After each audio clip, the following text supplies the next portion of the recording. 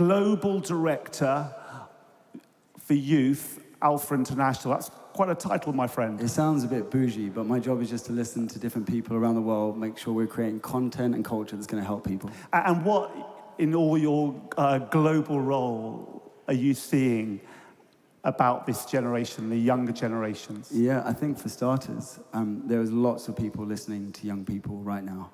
Brands, companies, they're spending millions just listening to young people. Because there's so many of them off the planet, they need to make profit off them. So if they don't listen to them, then they can't make money.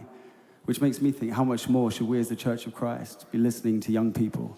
Not to make profit off them, but to equip them, to empower them, to help them to step into everything that God has for them. So we did that. We did a listening exercise with Barna, World Vision, Biblica, and some other great organizations. And we listened to 24,000 teenagers across 26 countries, all aged 13 to 17. And the study was called the Open Generation. Because the thing that we found out is that they're an open generation. They want to listen, they want to learn, they're curious, they're seeking, and they're seeking truth, which is good news for all of us, because there's one thing that we all carry, which is truth. And sometimes you hear this word, influencers, and I love influencers, but the thing about influencers is that all they really do is encourage you or help you with your outside, wear your hair like this, wear your makeup like this, wear your clothes like this. And the word influencer is something that you hear a lot, but actually what I believe is that we need role models.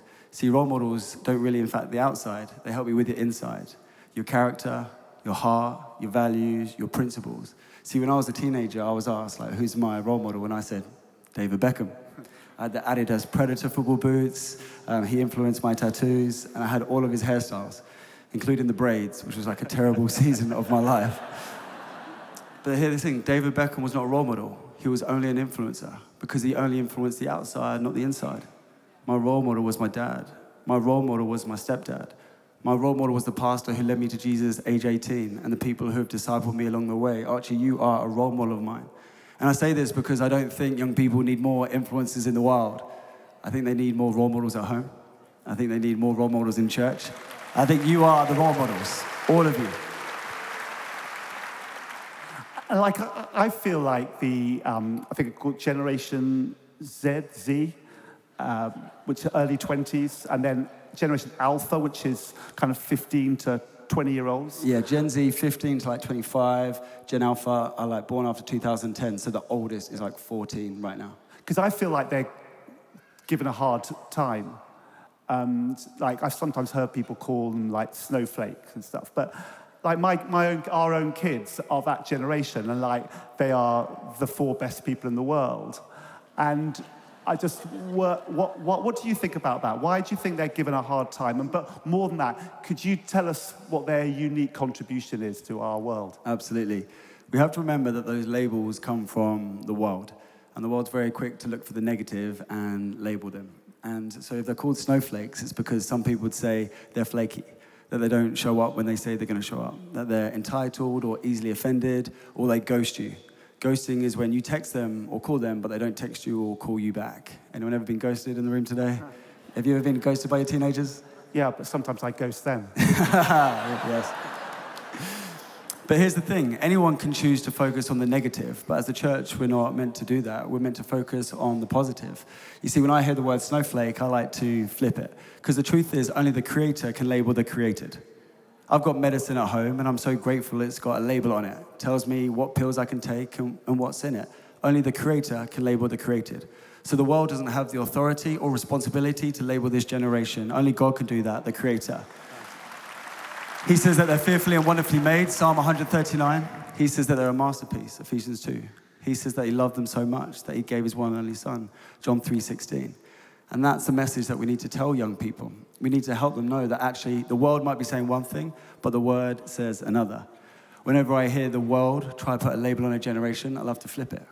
See, here in London, when snowflakes fall together, they shut down streets and shops and schools because there is power in togetherness. And that's what we're seeing with Gen Z. Because of the digital revolution, they are coming together, shining a light on darkness, bringing a voice to the voiceless. But what happens when millions of snowflakes move together? You get what's called an avalanche. And an avalanche totally reshapes the landscape. And that's what I'm seeing with Gen Z. See, my generation, the millennials, we're known as the whingers and the whiners. We wanted change, but we didn't have the courage, and we didn't know how to achieve it. But Gen Z, God is doing something through them quite significant, and they're bringing not just micro change, but macro change. Yes, change is uncomfortable. Yes, change doesn't feel great for all of us, but I don't think God is afraid. I don't think he's worried. I think he's right in the middle of what he's doing through this next generation. I think it's exciting. You've been having conversations with young people, particularly about how we're going to reach and evangelize the next generation.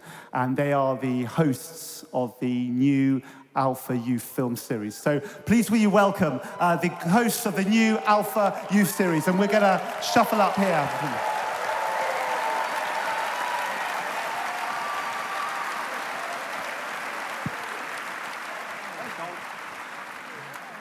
Hey, well, so I know one of the things that you've been working on is this new film, and we're going to have a little kind of tiny glimpse of that in a moment, come to that.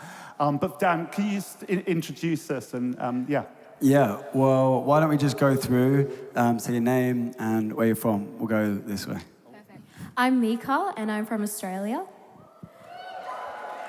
Hello, everyone. My name's Danielle. I'm from Australia too. I was actually born in Davao City, Philippines, and I moved to Australia when I was 8. I'm Jesse, live in London, but Brighton originally. Come on, Seagulls! My name is Zenya, and I'm from London, but particularly North London. Yeah. What's up, people? I'm Rocco, and I'm from Vancouver, Canada. Hey, how's it going, everyone? So my name's Maria. I'm from Australia. I currently live in Perth, but I've lived in most states, so we're hoping to get all done soon. Hey guys, I'm Isaac, and I'm not going to tell you where I'm from. I'm going to show you. Aussie! Aussie!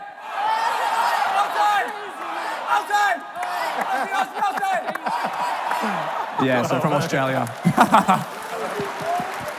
Dang, I don't know if I could beat that. That's crazy. I'm Johnny. If you see me sweating, it's because the worship was so fire. But I'm from Oklahoma, the United States of America. Come on, somebody! Yeah. Amazing. Guys, it's such an honor to have you here. I know on Wednesday night you're flying to do all the filming. We haven't pressed record yet, so we just thought we'd get to know you before we start that. Mika, let me start with you.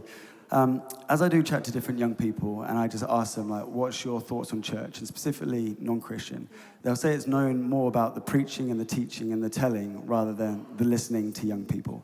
And I guess they're saying, you know, when they see our buildings, it's rows, right, not circles. And so, you know, preaching, teaching, that's never going to stop. That's important. But what would it look like if there's anyone in the room who wanted to create a space where a non-Christian young person or even a Christian young person can invite their friend and they would call it like a safe space where they could belong? Yeah, I think it is super important to have those authentic, safe spaces where young people can enter in, look around and go, I can go to any one of these people and say, I'm struggling with this, or I'm starting an alpha group at my school, how do I do that? Or I need to learn more about Jesus.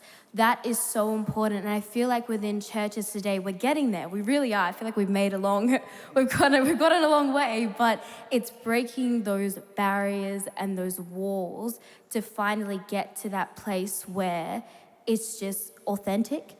And that is what Gen Z, Gen Alpha is looking for, is authenticity. And I feel like intergenerational connection is what is the absolute key, because there is a lack of community within society today. That is what's lacking. Authenticity and community, because we're living in a virtual age.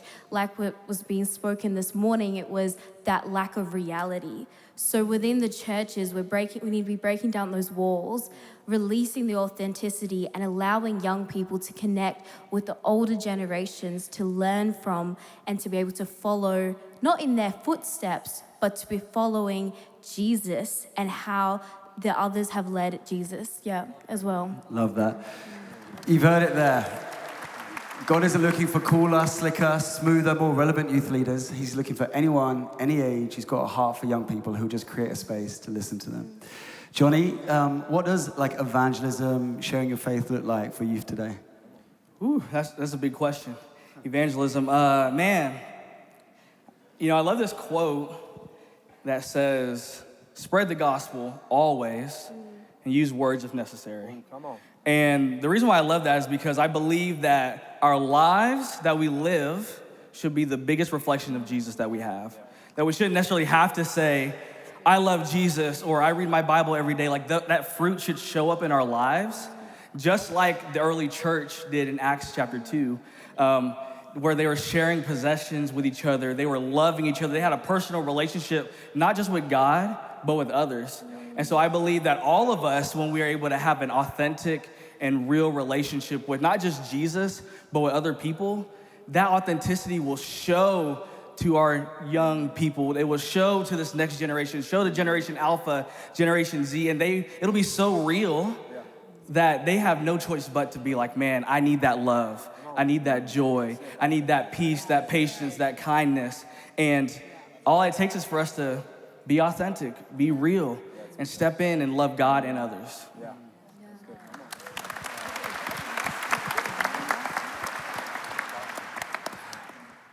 One of the things you've been working on is the film series.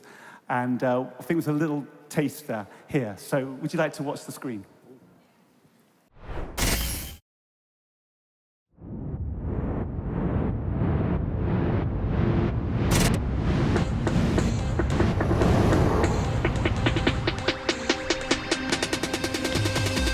Can we really change the world?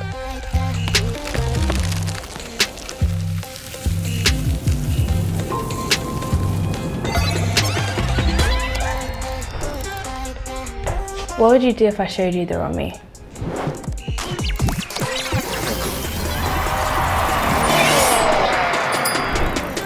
Is it okay to be different? Or should I just be part of the crowd?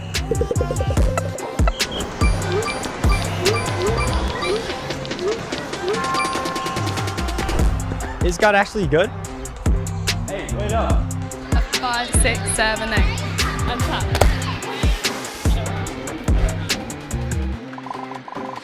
So, what's on your mind?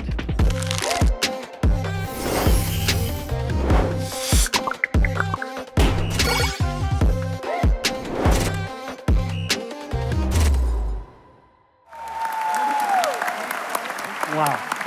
Dan, we did our Alpha Youth film series 10, 11 years ago. 3 million teenagers, I think, have done Youth Alpha. Yeah. Why are we redoing it? So we've had two out. One came out in 2013, then 2017. And so, since 2017, it's just a different generation. Like we said, Gen Alpha.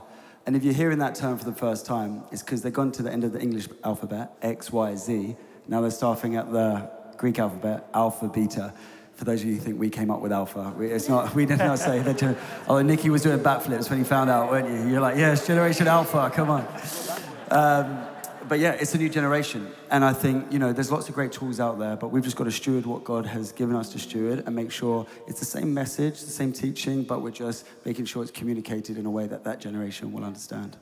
And Jesse, you've begun to do the filming. I know you've been already to 6 countries filming. What, just to say a highlight, or what are you finding? I mean, there were so many highlights to kind of try find. I probably did over 100 interviews, maybe even 200 over the 2-month period. And I kid you not, there were tens of people who took me coming up to them and asking for an interview as a sign from God to come back to church. And there was just one story I want to highlight. I was interviewing this guy on Venice Beach in California, which was very beautiful. And he had a broken wrist. And at the end of the interview, I got prompted to pray for him. I was like, all right, a little vulnerable, got to pray for healing. And I prayed for him, and he didn't get healed. And I was like, oh, Lord, why did you ask me to do this? And 2 seconds later, his friend jumps in front of me and starts bawling her eyes out. She says, oh my gosh, I've been running away from God for 4 years. She moved country to escape church, ran away to escape church, and she just said that God was calling her home and that he's been trying to bring her home for that whole time. And so I got to pray for her and just tell her how much Jesus loves her. And 2 months ago, she dropped me a text on Instagram saying that she got baptized and is back walking with God. And Maria, you're in a Catholic context. What are you thinking on this in terms of what's happening in the Catholic Church? Yeah, so I think what I've noticed, not recently, it's been going for a while, that the church has this season of being dormant, I feel. But what's really beautiful is that God honors those seasons. And what I've noticed is from this period, you're seeing a new kind of, like, breath from the Spirit enter. And Alpha has been an amazing part in that, and really bringing something in a way that is easy, accessible, and tangible. But with that as well, like, you see this next generation, and they're hungry, and they don't want mediocrity. They want, like, the realness, which is then called leaders to rise up. You know, and even being here and seeing, like, all the different denominations here together, I think about, you know, the term Catholic. And excuse my bad pronunciation, I reckon it's the Aussie accent. But the two root Latin words for Catholic is cotoholus. So again, don't come at me. But what that means is, it means to occurring the whole.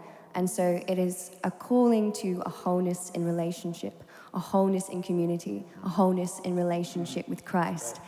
And so, you know, with that, you know, as that, you know, from the moment that someone is knit together in the womb, God is already inviting them. And so I'm really seeing now that invitation. You know, there's a hunger for that invitation, and there is a seeking of an answer to that invitation. And I'm really excited because, you know, the more that someone seeks the heart of God and reflects Him, they know their identity as a beloved child of God.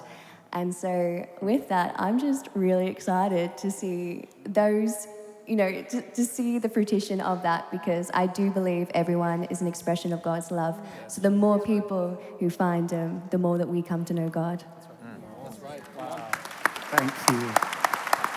And Senia, you've got a hall full of people who are going to be cheering you on as we go and film this film series.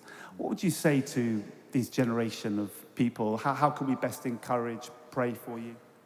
Yeah, I think, you know, I love what Johnny said about Acts. And in the book of Acts, when Peter is speaking to the early church, he actually quotes from the book of Joel and says that in the last days, you know, God's going to pour out His Spirit on all people, and sons and daughters, and like young men and old men. And there's a sense of intergeneration. And the church isn't just Gen Alpha. The church is not just Gen Z. The church is all of us. And so as we have a heart as believers, we want to do the Great Commission. We want to go out and make disciples, and we want to see the next generation come to know Jesus. You know, reaching the next generation is not just an issue for the generation above them, but it's an issue for the church behind them. And we have to come together. You know, prayer is a powerful thing, and we need people like, you know, like Eli's to Samuel's. Like, we need older people in the church that have walked with God, that can empower Gen Z and can empower Generation Alpha. And we need discipleship. We need people that can have honest and open conversations with us and give us the space to make mistakes, but also the room to grow and to grow into, you know, who God is calling us to be. And we just need to champion each other in that. Thank you. Will you join me in thanking the Alpha Youth Film Series host, and Dan, thank you.